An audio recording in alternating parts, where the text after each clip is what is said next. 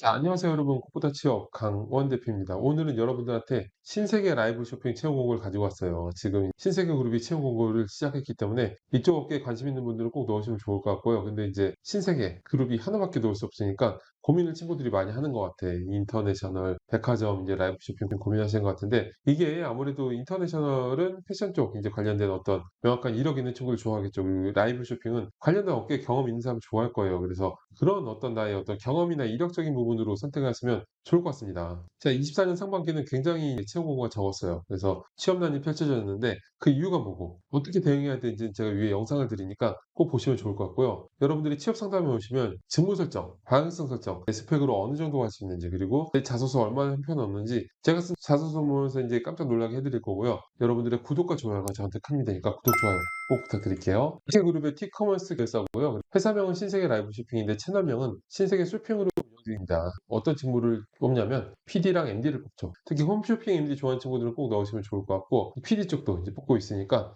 꼭 지원하시면 좋을 것 같아요. 10월 4일까지 잊지 마세요. 자, 일단 자소서 항목이 세 가지 항목이 있어요. 첫 번째는 당사에 지원한 이유와 입사를 위해 어떤 노력을 하였는지 구체적으로 기술하는 항목인데, 사실 이게 좀 복잡해요. 왜냐하면 입사를 위해서 노력한 게 아무래도 이제 나의 어떤 역량을 쌓기 위해서 노력했던 걸 써야 되는데, 이번 항목도 내가 이 일을 하기 위해서 잘할 수 있는 능력을 적는 거기 때문에 배분을 좀 해야 될 것 같다라는 생각이 들어요. 근데 이제 나의 어떤 역량을 적으라고 할 때는 직접적인 어떤 나의 업무하고 관련이 있을 만한 그런 역량들, 그런 경험들을 적는 게 있고, 이건 스토리적인 게 아니죠. 근데 또 스토리를 적는 것들 있죠. 뭐 장단점, 커뮤니케이션 역량, 개성 경험, 뭐 열정, 뭐 이런 걸 적는 게 있는데, 1번과 2번 중에 어떤 걸 어디에 배치해야 되는가라고 생각을 해보면은, 저는 1번이 직무 역량을 스토리적이지 않은 걸 풀어내는 게 맞다고 생각해요. 여기는 어쨌든 경험이나 역량이 아니라 어떤 노력을 하였는지이기 때문에 내가 역량을 향상시키기 위한 걸 써야 되잖아요. 그러면 스토리적으로 커뮤니케이션 역량이 있습니다, 이게 아니에요. 그런 스토리를 넣는 게 아니라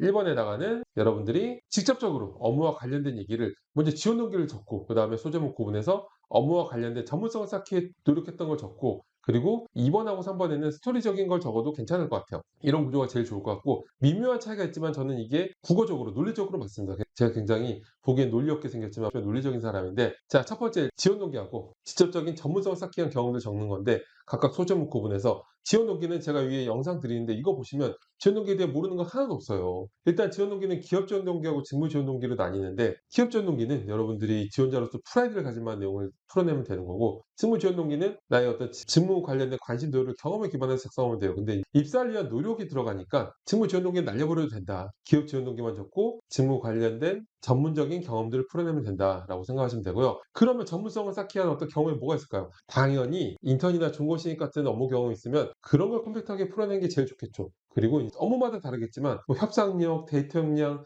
또 관련 프로젝트 경험, 뭐 관련된 교육 수료, 이런 거를 각각 소제목으로 구분해서 컴팩트하게 풀어내면 됩니다. 이제 2번과 3번에는 저는 스토리적인 부분을 풀어내는 게 좋다고 생각하는데요. 2번은 지원한 직군에서 구체적으로 하고 싶은 일, 이게 중요한 게 아니에요. 이거는 두세 문장만 짧게 적으면 되는 거고, 하고 싶은 일이 뭔지가 뭐가 얼마나 중요하겠어요. 어차피 다 정해져 있는 업무들인데, 이거를 잘할 수 있는 차별화된 능력과 경험을 적는 거니까, 여기다가 이제 혹시 1번에 차마다 넣지 못한 나의 어떤 전문성 있는 역량을 풀어내도 괜찮고, 그렇지 않다면 캐릭터적인 역량을 풀어내도 괜찮죠. 자, 일단 캐릭터적인 역량은 3번도 마찬가지니까 묶어서 설명드리면, 스토리적인 항목을 적는 건데, 일단 이 부분은 경험을 나열하는 게 아니에요. 스토리를 쓰는 게 굉장히 중요해요. 이런 스토리적인 항목을 내 캐릭터적인 매력을 보여줘야 되는데, 뭐 마케팅, 프로젝트 소개, 또는 뭐 나의 어떤 성과, 5% 향상, 뭐 이런 게 메인으로 생각해 버리면 읽어보기가 어려워요. 그런 거 읽으려면 외우면서 봐야 되는데, 외우면서 읽어볼 사람 아무도 없다 그러기 때문에 꼭 스토리를 해야 돼요.